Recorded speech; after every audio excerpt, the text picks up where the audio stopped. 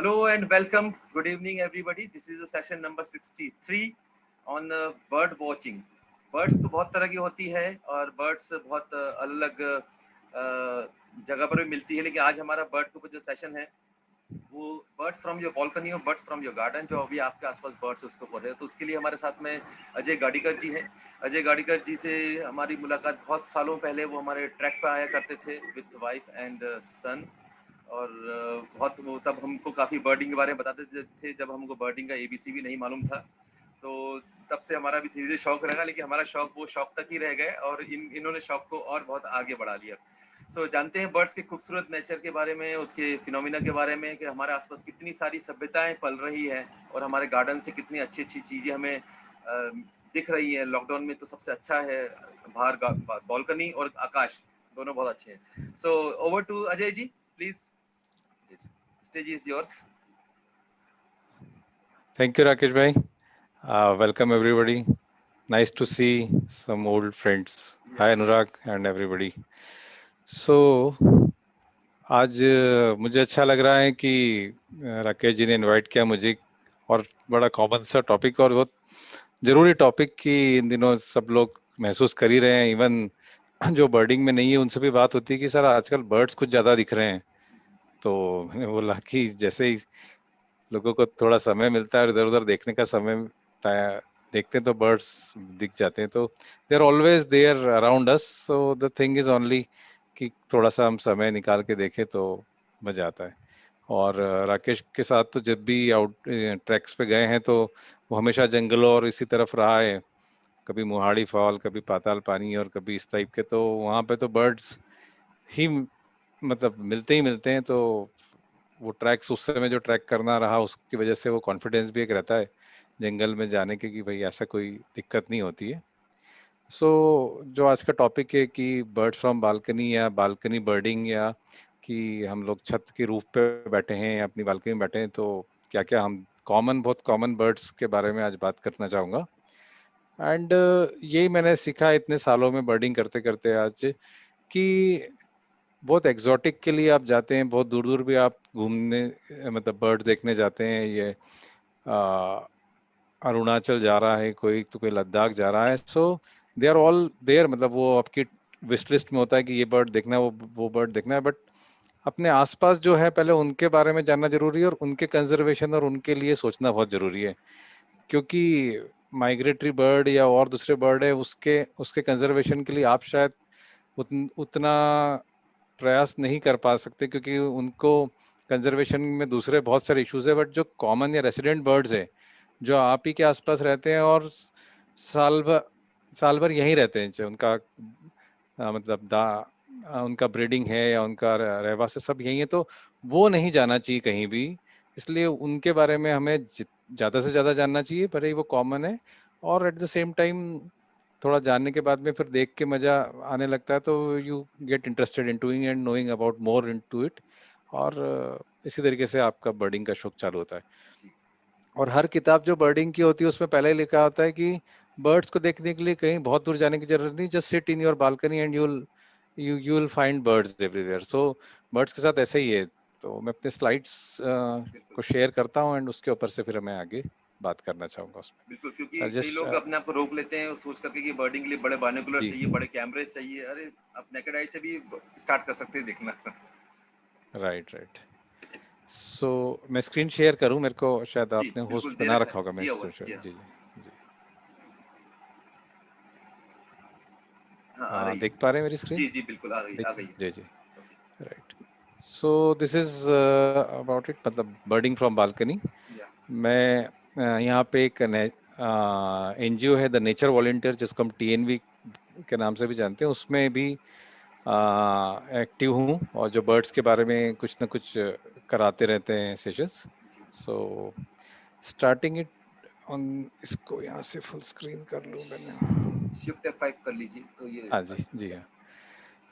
So this is it. तो सबसे पहले मैंने सोचा कि कैसे इंटरेस्ट बनाया जाए, तो मैंने सोचा कुछ सिलआउट्स डाल दूं जी ताकि लोग देख करके तब तक इसको गेस करते रहे कि यार ये देखा है किस तरीके का महसूस किया क्या स्ट्रक्चर। तो बर्ड्स कई बार लाइट के अपोजिट भी होते हैं, तो you are not able to identify, but somebody scratching, ये एक ऑप्शन, हाँ, तो ये देख करके आप मोटा मोटा अंदाजा लगा सकते हैं कि क्या है. सो जस्ट आई एम बिल्कुल put this slide here.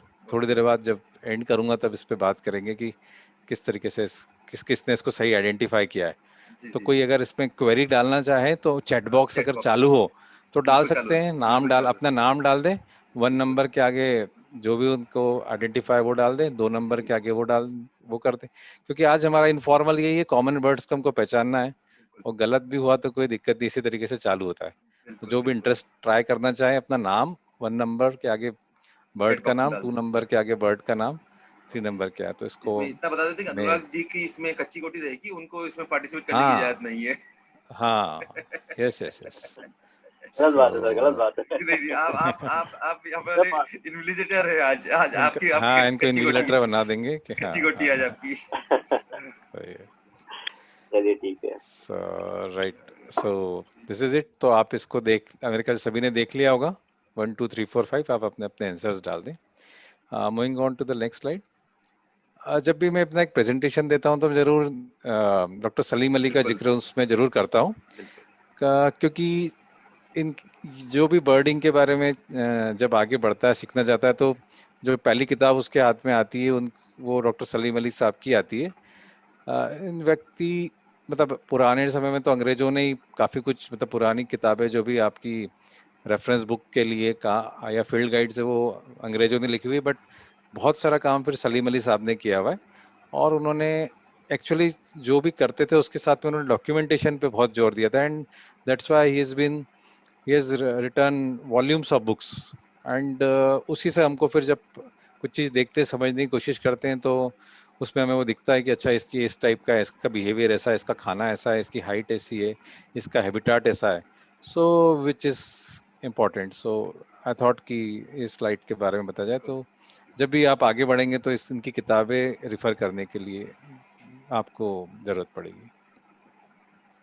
Next slide is some amazing facts about bird, जो बहुत स्टैंडर्ड सा एक होता है कि कितनी स्पीसीज बर्ड की है. तो वर्ल्ड में अराउंड 9,700 प्लस स्पीसीज है. When you see a when you say specie, that means a simple, एक गोरैया है या हाउस पैरो जिसको बोलते हैं, वो भी एक स्पीसीज है. कौवा या आपका हाउस क्रो या जंगल क्रो है, वो भी एक अलग अलग स्पीसीज है. सो इस तरीके से हमारे पास बहुत सारी स्पीसीज है, और India is very rich in that way. Please mute India is yourself very rich in with respect to the bird या variety of bird species found. 1300 plus species है ओके इंडिया में, क्योंकि इंडिया में सभी तरीके के हैबिटाट हैं. मतलब यहाँ पे हिमालय भी हैं बर्फ से ढके, and then you have deserts also, then sea shores also, और हमारा जो पेनिनसुलर इंडिया है. So all very habitats, and that's why we had a very good variety of birds found in India. And just that, जहाँ इंसान को भी रहने में दिक्कत आती, but birds are very comfortable, चाहे +50 डिग्री में हो, चाहे -50 डिग्री में. आप हिमालय के ऊपर भी जाते हैं तो वहाँ पे भी आपको यू फाइंड बर्ड्स. एंड चाहे आप डेजर्ट में भी आएंगे तो you'll find birds there. So बिल्कुल इंडिया के रिस्पेक्ट में जो लार्जेस्ट बर्ड है that is sarus crane, and smallest bird is flower picker. This is with respect to India. And state bird of MP भी मैं हमेशा एक अपनी स्लाइड में बताना चाहता हूँ, जब भी एंट्री लेवल एक बर्डिंग का सेशन होता है, कि state bird of MP is Indian paradise fly catcher, या जिसको हम दूधराज हिंदी में दूधराज बोलते हैं. बिल्कुल बिल्कुल परफेक्ट. बिल्कुल so this is it. So some facts about birds. Then definition and characteristics of a bird, यानी bird is what makes a bird. क्या डिफरेंट है दूसरे मैमल या दूसरे स्पीसीज एम्फीबियन से. तो this is basically feathered biped, यानी दो पैर वाला उड़ने वाला पक्षी. सो बेसिकली उसके अलावा जो और कैरेक्टरिस्टिक्स होते हैं, उसकी डेफिनेशन तो एक सिंगल लाइन में होती है, फीदर्ड बाइपेड. उसके अलावा वो लेग्स, यानी हमेशा बर्ड जो है वो लेग लेइंग करेंगे, और उसके बाद फिर इंक्यूबेट करके और फिर उनके बच्चे होंगे. Then they don't have what you call teeth, नहीं होते हैं, या बीक होती है उनकी टूथलेस होती है, तो उनके पास दांत कहीं नहीं होते हैं. थिन एंड हॉलो बोन्स, ये उनकी कैरेक्टरिस्टिक्स और होती हैं. उड़ना है तो उनके पास ऑब्वियसली वजन कम से कम होना चाहिए. और जो फोर लिम्स, जो हमारे जैसे फोर लिम्स से हमारे हाथ हैं, उसकी जगह वो ओवर ए पीरियड उनके जो what you called as wings पंख अडेप्ट हो जाते हैं, मतलब कई कई मिलियंस टाइम से, मतलब birds are there before us. Dinosaur के टाइम से जो मतलब जो पुराना, सबसे पुराना हमें मिलता है वो डायनासोर के समय में से, जो रेप्टाइल से, वहां से वो अडेप्टेशन करते हुए बर्ड्स आए हैं. So they have over a period, over millions of years they are adapted, and their forelimbs are now acts as wings, and they are warm-blooded vertebrates like us. I mean, temperature difference का उनको भी फर्क पड़ता है. So these are some basic definition characteristics that you should know about the bird. And जब भी मैं अपना प्रेजेंटेशन करता हूँ, तो जब भी बर्ड्स की बात करता हूँ तो ये जरूर ध्यान रखता हूँ कि उनका इकोसिस्टम में रोल क्या है. आखिर हम बर्ड्स की बात करते क्यों हैं? Do they have any meaning for us? I mean, what do you talk about birds? So basically they are bio indicator of a ecosystem. जैसे हम बोलते हैं कि टाइगर होता है, तो टाइगर जो अगर है तो उसका मतलब नीचे का पूरा इकोसिस्टम बैलेंस होता है. ऐसे ही बर्ड जो है कई कई केसेस में मतलब हमको एक इंडिकेट करते हैं. अगर किसी जगह पे कोई इशू आ रहा है, तो वहां पे बर्ड्स को अगर कोई डेथ हो रही है या बर्ड्स वहां से गायब हो गए, तो आप समझ लीजिए कि एनवायरनमेंट में कहीं ना कहीं कुछ डिसबैलेंस है या कुछ न कुछ वो है. So they act as a bio as a indicator in the ecosystem that if something is going wrong. मतलब बहुत सिंपल है कि कीटनाशक का उपयोग करते हैं, बर्ड्स कम हो जाते हैं, तो जब बर्ड्स वहां से कम हो रहे हैं, मर रहे हैं, तो इंसान को भी समझ जाना चाहिए कि भाई ये हमारे लिए भी विनाशकारी हो सकते हैं. Then dispersal of seeds and role in cross pollination. सभी लोग जानते हैं कि सीड डिस्पर्सल में भी इनका एक इम्पॉर्टेंट रोल होता है. आई मीन, जैसे हमारा पैराकिट या तोता है, जाम किसी एक पेड़ से तोड़ता है और कहीं और बैठ के खाता है. बारबेट्स हैं दूसरे, और हॉर्नबिल्स हैं, बुलबुल हैं, कुछ खा के कहीं और गिराते हैं बीज. तो इस तरीके से वो क्रॉस पोलिनेशन करके. और ऑब्वियसली कुछ बर्ड्स है अ, जो फूलों का परागण करने में हेल्प करते हैं. एक फूल पे जाते हैं फिर दूसरे पे जाते हैं, तो जैसे भोरे का जो रोल है, ऑलमोस्ट वही रोल बर्ड्स भी फॉलो वो करते हैं. सो जंगल के फार्मर्स भी बोलते हैं किसी किसी डेफिनेशन में उनको कि वो मतलब सीड्स को डिस्पर्स करके जंगल लगा देते हैं. यहाँ तो कोई, वहां तो कोई खेती करके जाता नहीं है लगाने. So they play their part on their they rather play their role in that.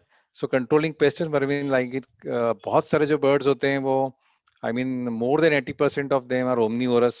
So वो कीड़े भी खाते हैं. इवन जो हमारी हाउस पैरो हमने देखा है कि वो बीज और यही खाती है. बट जब बच्चों को जन्म देती है, और उसको जब जन्म के बाद बच्चों को जो खाना देना होता है, तो उसमें काफी सारे वो कीट, इल्लियाँ या कीट पतंग भी देती है. So they most of the birds are omnivorous, और वो कहीं ना कहीं हमारे कीट पतंग जो नुकसान पहुंचाते हैं, उनको कंट्रोल करने में भी हेल्प करते हैं. Birds as a scavengers, like जो वल्चर्स की बात करूंगा मैं किसी स्लाइड में, तो वो भी हमारा एक इकोसिस्टम को क्लीन करने में रोल प्ले करते हैं. एज ए स्कैवेंजिंग, जो भी सड़ा गला वो होता है जो नुकसान कर सकता है, वो उसको खत्म कर देते हैं. राइट.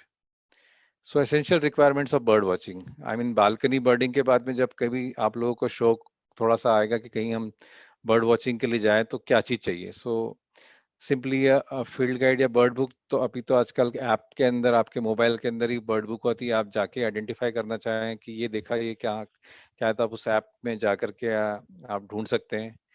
अदरवाइज एक फील्ड गाइड होती है, पतली पतली फील्ड गाइड्स भी काफी अवेलेबल है, जिसमें कॉमन बर्ड्स के बारे में इंफॉर्मेशन होती है. So that is an important. कुछ सीखना है तो बायनिकुलर्स एक बहुत जरूरी होती है, जो सबसे पहली चीज होती है कि क्योंकि बर्ड्स जो होते हैं वो थोड़े दूर होते हैं और काफी सेंसिटिव होते हैं. जैसे एक मतलब उनका जो सुनने की शक्ति वो बहुत शार्प होती है, देखने की शक्ति बहुत तीक्ष्ण होती है. सो एज यू अप्रोच वो उड़ जाते हैं. So better to use a बायनिकुलर.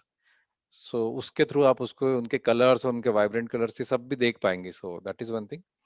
Data sheet या मोबाइल ऐप का मैंने जिक्र किया. वियर अर्थ कलर्ड क्लॉथ्स, ये इंपॉर्टेंट है जब भी कहीं बर्डिंग के लिए जाए तो, या जो भी आप ट्रैकिंग करने जाते हैं, तो आप खुद ही ऐसे कपड़े पहनते हैं जो आपके मतलब जंगल से या वैसे होते हैं, आपके ग्रीन कलर या खाकी कलर के कपड़े पहने, so that you can merge very well in the habitat.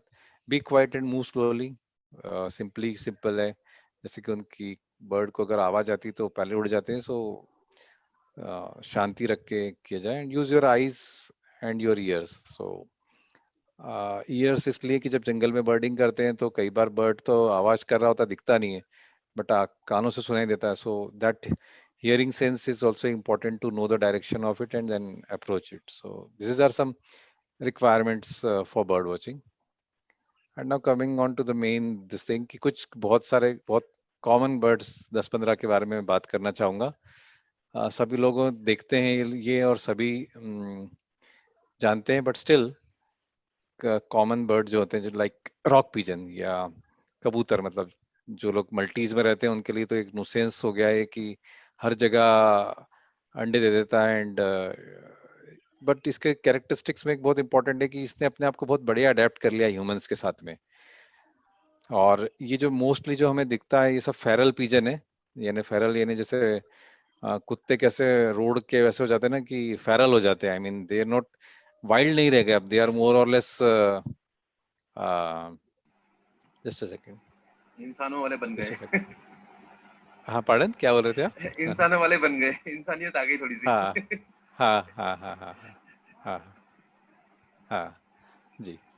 तो हाँ बिल्कुल वो फेरल हो गए, और कुछ पॉपुलेशन अब थोड़ी सी वाइल्ड में जाओ तो मिलती है क्लिफ्स वगैरह में, अदरवाइज मोस्ट ऑफ देम. बस इसमें एक चीज मैं बताना चाहूंगा कि कई बार हम लोगों इनको फीड भी करते हैं कि कॉमन जगह पे डालने से दाना वगैरह डालते हैं और हम समझते हैं पुण्य का काम कर रहे हैं. बट अगर वाइल्ड किसी बर्डर के एंगल से सोचे तो वो उसके अगेंस्ट रहते हैं, क्योंकि किसी भी स्पीसीज को आप आसानी से जब दाना पानी मुहैया करा देते हैं तो वो उसकी वाइल्ड इंस्टिंक्ट्स खत्म हो जाती है एंड दे पालतू हो जाते हैं. और वो इस स्पीसीज के साथ हो गया है. एंड नाउ हो क्या रहा है कि इनका पॉपुलेशन इतना बढ़ गया कि दूसरी स्पीसीज के लिए डिट्रीमेंटल हो गया, और इतना नुसेंस हो गया है कि अब इसको मतलब मारने के भी किसी कंट्रीज में, चाहे लंदन हो चाहे यूएई में, कई जगह पे तो इवन इतना ज्यादा इन्होंने अपनी जनसंख्या बढ़ा ली कि वो फिर एक वर्मिन जैसा एक्ट हो जाता है, तो फिर उसको मारना पड़ता है. सो बेसिकली फीडिंग करने में ये ध्यान रखें कि किसी को भी उसकी वाइल्ड इंस्टिंक्ट्स खत्म हो जाती है. मतलब किसी को भी आप रोज रोटी डालने लगोगे तो वो फिर अपनी वो भूल जाता है. सो बाकी तो आप जानते ही होंगे, दिखता हर जगह है, कलर और इसके बारे में क्या बात करूं, बट ये एक चीज मुझे लगा कि थोड़ा सा ऐड कर दूं मैं अपनी तरफ से. सो दिस इज रॉक पिजन या कबूतर जिसको कहते हैं. नेक्स्ट इज रेड वेंटेड बुलबुल, या हम जिसको हिंदी में भी बुलबुल ही बोलते हैं. तो ये इन दिनों मतलब बहुत ज्यादा इनकी जनसंख्या सब तरफ बढ़ी है. तो अगर आप सुबह भी इन दिनों 5 सवा 5 बजे से कॉल करना इनके चालू हो जाते हैं, अगर थोड़ा भी ग्रीन एरिया है या कुछ भी पेड़ वगैरह है, तो वहां पे आपको बुलबुल का पेड़ दिख ही जाएगा. So this is again urban areas, villages, जंगल के भी एरियाज में मिलता है. तो काफी एरियाज और बालकनी में से जो दिखने वाली बर्ड है उसमें एक कॉमन ये भी है. और अगेन ये सब चीज पे फिट कर लेती, तो वो बर्ड्स हमारे साथ रह पाएंगे जो हमारे साथ हैबिचुअल हो पाएंगे, तो वो तो सरवाइव कर जाएंगे. तो ये भी उस बर्ड में से है कि ये लेफ्ट ओवर कुछ है तो उसमें से भी खा लेगा, कुछ फ्रूट्स, फ्लावर बर्ड्स, मतलब ओमनीवोरस भी है एट द सेम टाइम, बहुत एडजस्टिंग है. तो ये अच्छे से सरवाइव करके कर लेता है. और एक इसकी नेस्टिंग जो है बेसिकली 3 मैंने भागों में बेसिकली बर्ड को जब डिस्क्राइब करना आया तो हैबिटेट कहाँ मिलता है, फूड हैबिट्स क्या खाता है और नेस्टिंग हैबिट्स क्या है, उसी पे करा है. तो इसका नेस्ट जो है छोटा सा बास्केट टाइप ये बना लेते हैं एंड उस पे बना लेते हैं. थर्ड इज पर्पल सनबर्ड, या जिसको हम शकरखोरा हिंदी में बोलते हैं. आप अगर देखें तो ये मेल बर्ड है, इसका जो फीमेल है वो थोड़ी येलोइश टाइप की होती है. सो पर्पल जैसा नाम है उसका, पर्पल कलर का बर्ड है, बहुत छोटा सा है. उसकी अगर आप बीक देखें स्पेशली, क्योंकि इसका फ्लावर्स में से जो होते हैं गार्डन्स में उसका नेक्टर चूसता है, तो उसकी बीक उस तरीके से अडेप्ट हुई है. सो इसको भी आप देखें मोस्ट ऑफ द टाइम जहाँ भी कहीं फूलों का कहीं भी होगा बगान, या जरा भी पेड़ों में फूल होंगे तो वहां जाकर के ये आपको दिखेगा. सो this is male and female. And इसका नेस्ट बड़ा ही टिपिकल होता है, बहुत ही मेहनत से बनाते हैं. एक बया वीवर का भी एक, जिससे आप अगर आपने देखा होगा बया का, उसके नेस्ट से कुछ मिलता जुलता है, बट बड़ा सुंदर सा एक नेस्ट होता है. और बहुत आजू बाजू हमारे क्लाइंबर्स, कोई ट्री हो या छोटा हाइट पे, आई लेवल की हाइट पे भी ये नेस्ट बना लेते हैं. So they are also and nectar पीते हैं और कुछ छोटे छोटे इंसेक्ट्स भी खाते हैं. सो this is sunbird for you. Next is lapping. शायद मेरे को बाहर से आवाज भी आ रही है इसकी. लैपिंग इतनी कॉल करती, इस समय उनका ब्रीडिंग पीरियड चल रहा है, तो टिटरी जिसको बोलते हैं, तो ये भी कहीं भी आप थोड़ा सा भी इस समय में अगर आप कहीं खाली जगह आपके मतलब कोई एरिया से थोड़ा दूर भी कहीं होगा तो वहाँ पे इस ये नेस्ट करते हैं और काफी जोर जोर से कॉल करते हैं।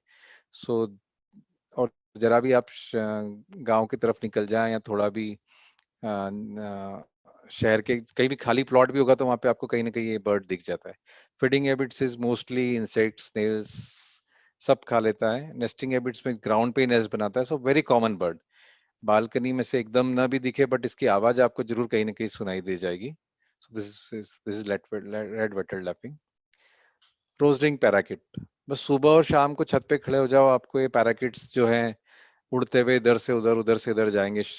गांव शहर में जो इंदौर में रहते हैं तो आप सब रीगल के आसपास आप देखेंगे तो इनका रूस्टिंग साइड है, रात को वहाँ आके रूस्ट करते हैं, आराम करते हैं, देन सुबह फिर फीडिंग के लिए गांव की तरफ निकल जाते हैं।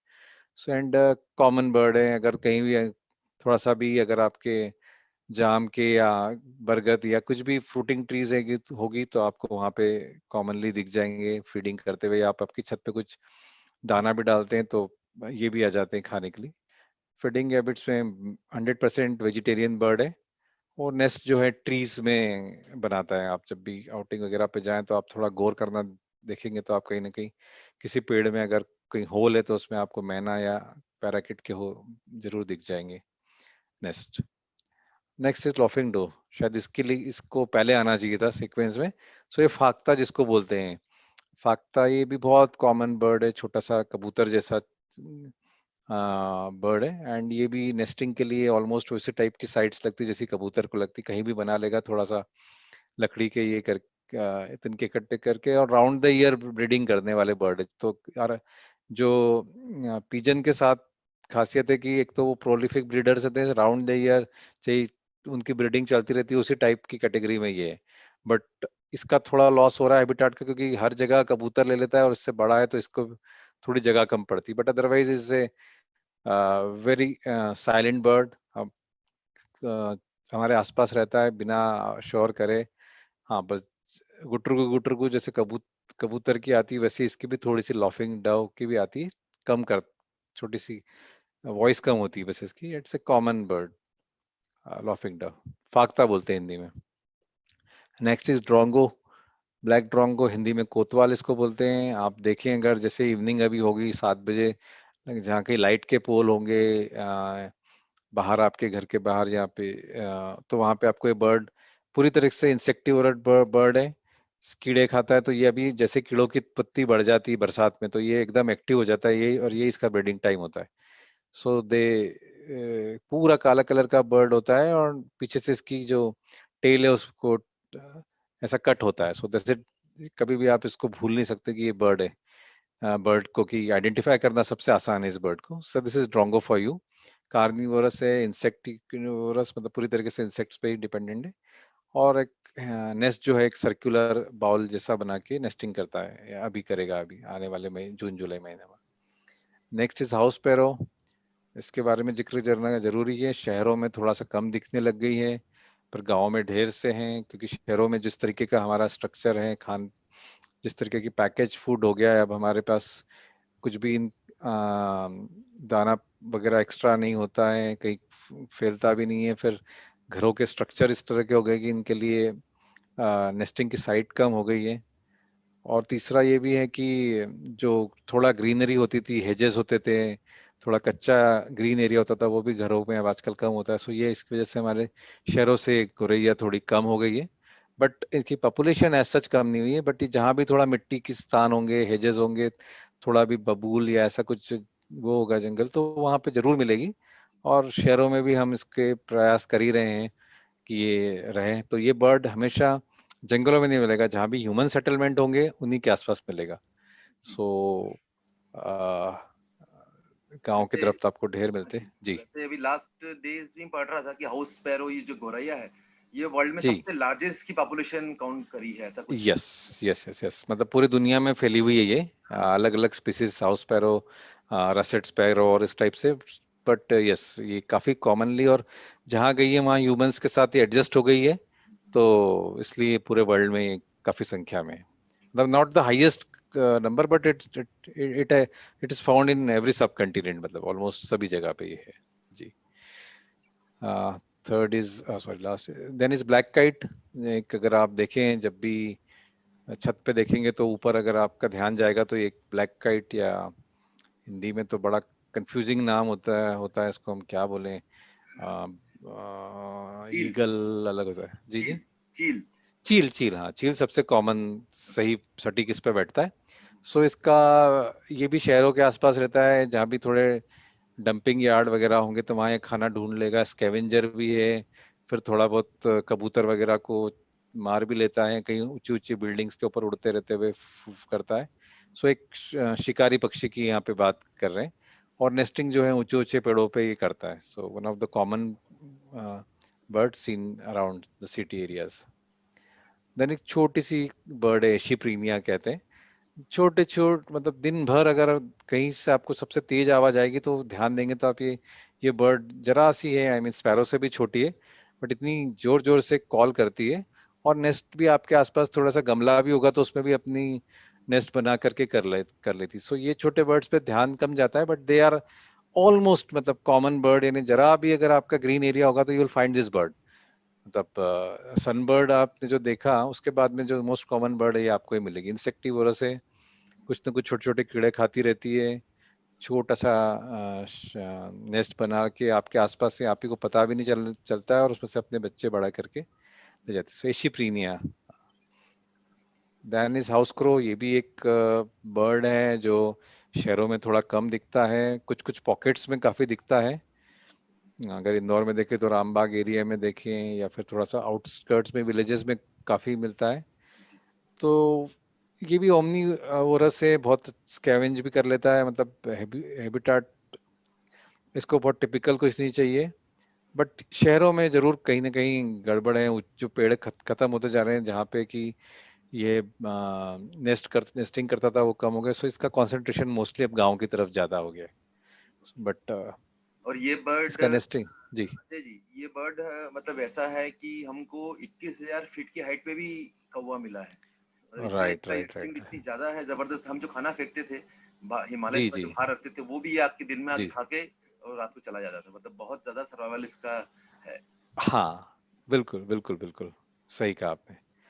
सो नेक्स्ट इज शीकरा. ये एक अगेन एक रैप्टर है, जो या जिसको हम कहना चाहेंगे कि शिकारी पक्षी है, जो शहरों के आसपास के जितने बर्ड्स है उसको खाने का काम ये सबसे ज्यादा करता है.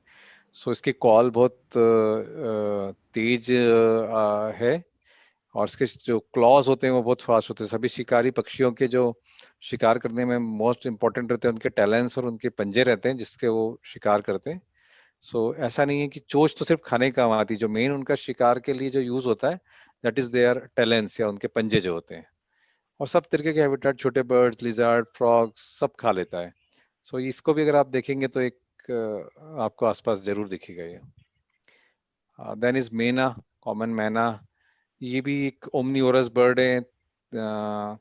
आपके ट्रीज के होल्स में नेस्टिंग करता है, एग्रीकल्चर एरियाज में बहुत मिलता है, और ओमनीवोरस है. सो दिस इज कॉमन मैना.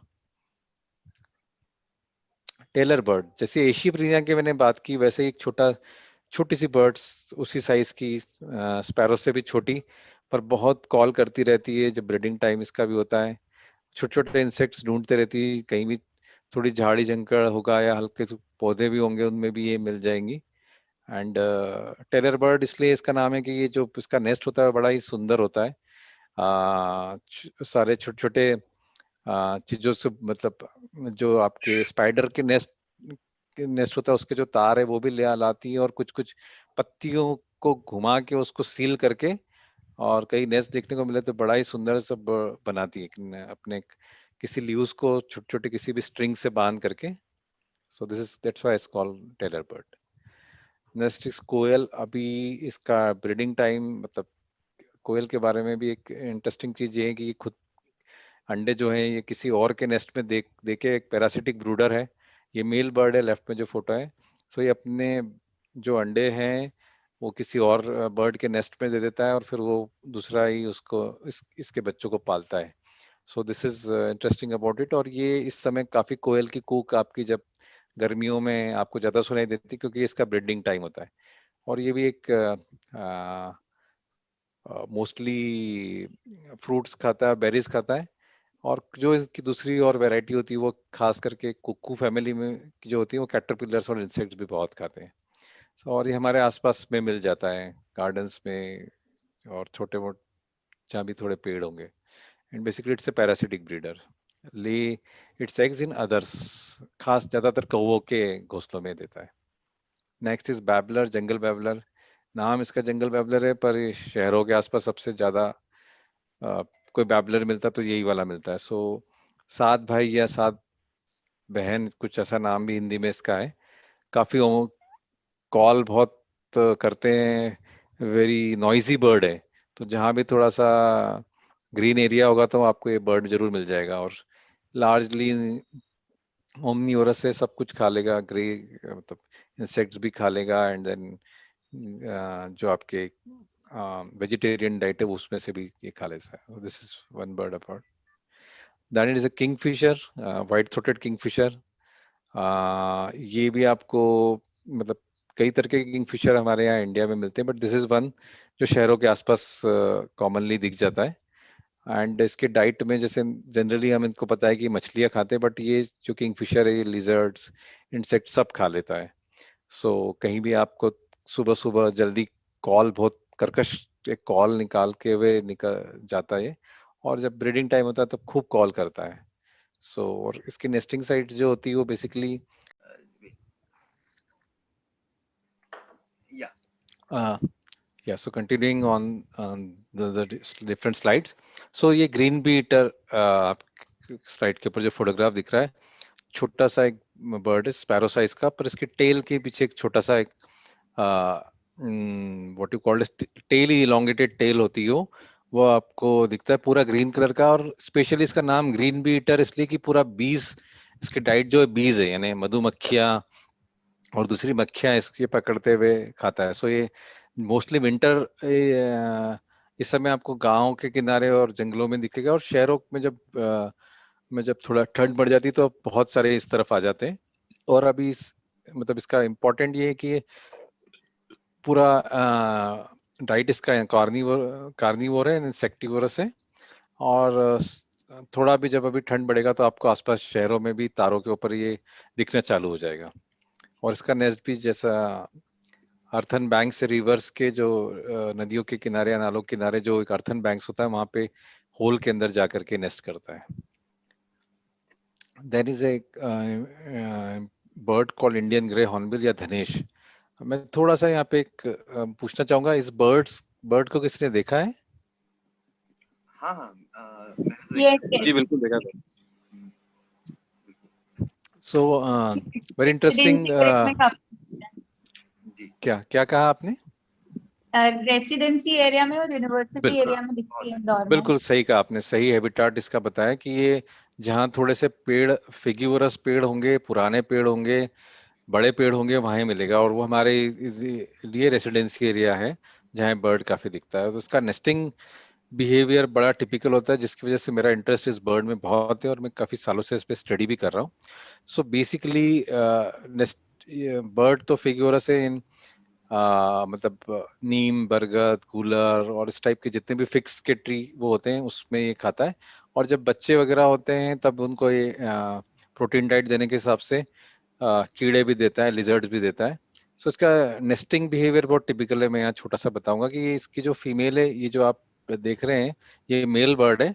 और ये जो सामने होल है दिख रहा है उसके अंदर फीमेल इसकी अंदर जाती है जब अंडे बच्चे देने के लिए, और नेस्ट के एंट्री को सील कर देती है यहाँ से मड से। बड़ा टिपिकल इसका नेस्टिंग साइड है। और फिर अंदर अंडे देती है और फिर बच्चे जब होते हैं तब तक इस मेल बर्ड की पूरी मतलब एक ड्यूटी रहती है कि फीड करता रहे। सो बड़ा ही दिखने में तो सुंदर नहीं है, ग्रे कलर का बड़ा क्लमसी बर्ड है, बट इसका नेस्टिंग बिहेवियर बहुत टिपिकल है और इसको देखने में बड़ा मजा आता है। आई मीन जब इसका नेस्टिंग टाइम होता है। सो वेरी उसको ऑब्जर्व करने में बड़ा मजा आता इसका एक है। नेस्ट हमारा सफारी पार्क में भी बना हुआ है, वो गूलर का पेड़ है, तो वहां पर ये बहुत सारे ओह, वो खाता है, गूलर बहुत पसंद है इसको। Okay, yes yes yes yes yes, so nice. I mean आपको बहुत मजा आता है जब ये बहुत मजा मतलब अपने पाउच में गले में बहुत सारे सीड्स या इस टाइप के लेके आएगा एक साथ, और फिर रीगर्गिटेट एक एक एक करके नेस्ट पे अंदर देता जाता है। तो गले में भर के लाता, जैसे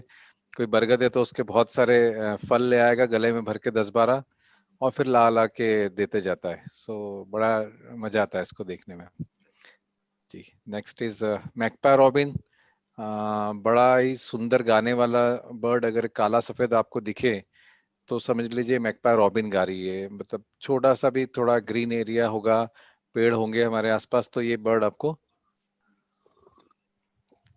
दिख जाएगा। और ये जनरली इंसेक्ट्स पे ही फीड करते हैं, और इनके जो नेस्ट होते हैं वो हमारे जहाँ भी किसी इलेक्ट्रिक बॉक्स खाली रह गया है, या थोड़ा सा इस टाइप का कहीं लाइट के लैंप पोस्ट होते हैं उस वगैरह, वहां पे भी ये ब्रीड कर लेते हैं। और अदरवाइज पेड़ों में भी ये अपना छोटा होलो होता है उसमें नेस्ट बना लेते हैं। नेक्स्ट स्लाइड इज, सो ये मैंने कॉमन बर्ड्स के बारे में बता दिया जो शहरों में हम देखें तो आसपास मिलते हैं। कुछ छूट भी गए होंगे, but I try to cover कि जो हमारे बालकनी या छत पे से हम जो इन बर्ड्स को देख पाए और आइडेंटिफाई कर पाए। और बर्ड वॉचिंग की स्टार्ट यहीं से होती है, वहीं पे देख के आपको उनका इंटरेस्ट आता है, and then you try to learn more and more about it, और वहीं से फिर वो आपको और मजा आने लगता है चीजों को देख के। नेक्स्ट इज, मेरे को लगा कि कुछ स्पीसीज के बारे में बता दूं फोटोग्राफ्स के माध्यम में, जो एक्सटिंक्शन जिनके ऊपर खतरा मंडरा रहा है। That is called, one is lesser florican या खरमोर, एक बर्ड है जो इंडियन सब कंटिनेंट में ही पाया जाता है, और नीचे भी उसके नीचे ग्रेट इंडियन बस्टर्ड है, ये भी इंडियन सब कंटिनेंट में पाया जाता है।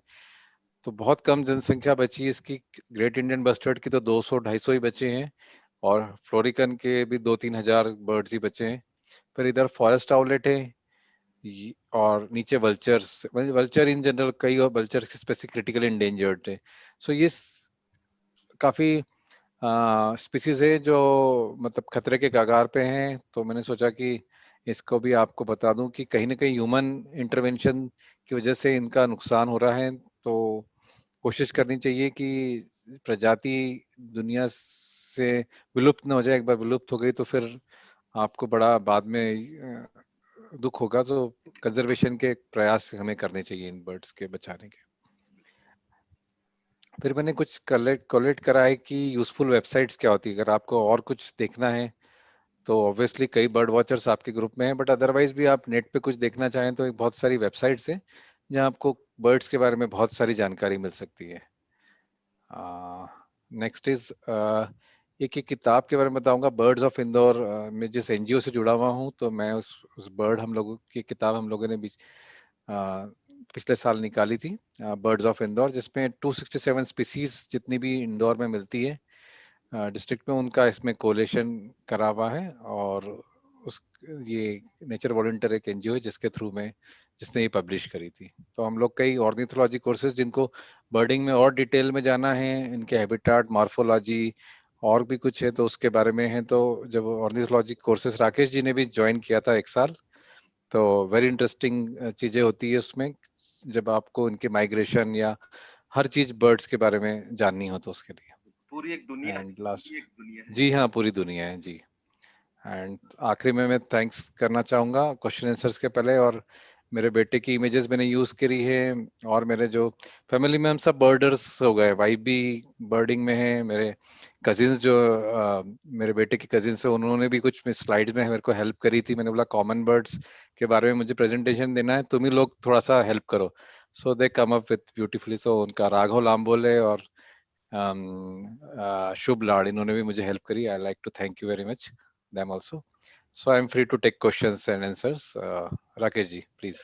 Thank you Ajay ji. It's a wonderful जी, wonderful journey of the birds. हमें पता ही नहीं कि राइट हमारे सर। आसपास इतने सारे बर्ड्स घूम रहे हो, जी जब भी कोई पूछता है ये क्या है तो हम सीधे कहते हैं चिड़िया, 2 पंखों वाली जी चिड़िया, जी जी लेकिन हर चिड़िया के नाम जी है जी और हर सबकी जी, अपनी एक पूरी साइंस है। और मजा तभी आता है जब आप उसमें इंटरेस्ट लेना चालू करते हैं। तो डेफिनेटली, क्योंकि बिल्कुल। थोड़े दिन पहले भी मैंने आपसे क्वेश्चन पूछा था कि मुझे आजकल जब वॉकिंग करता हूँ तो रात को 8 बजे 9 बजे भी कुछ बर्ड्स हैं जो एक्टिव। जी तो आपने जी बताया था कि वो ओरिएंटल जी मैगपाई थी। तब जब नाम जी मुझे जी पता जी लग गया तो अब मैं रोज उसकी एक्टिविटी को कर रहा हूँ और मैं वहां पर जितने घूमने वाले आ रहे थे उनको बोलता देखो ये ओरिएंटल मैगपाई है। तो अब मैं थोड़ा सा जी बर्डन जी बन गया उनके लिए। इससे आपको भी एक अच्छा नहीं नहीं नहीं कॉन्फिडेंस मिलता है जब एक बर्ड का नाम मालूम होता है बिल्कुल then you go shift on दूसरा। So thank you very much, yes yes thank you very much for this wonderful session. Rakesh Jain from the outdoor adventures, I thank you right lot.